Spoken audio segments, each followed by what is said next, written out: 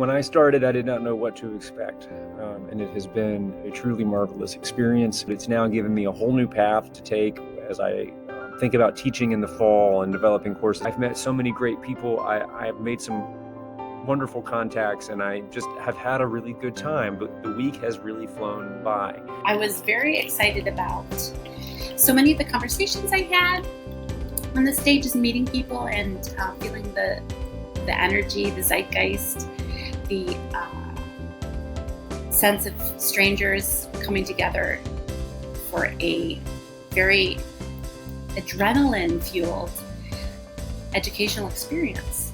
Some of the things that I loved were the workshops, the close meetings that we had with our cohort. I am just inspired and invigorated by how much there is to learn. I'm just blown away by the Summer Institute experience, and then some of the experiences that happened after. Anyone, and that's literally anyone who's in the media space or the creative space or the education space, can bring something to the table when it comes to digital literacy.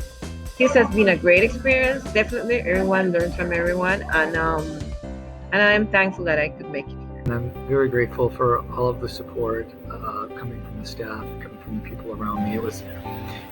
It was really privileged. It was really privileged, and this is what I needed.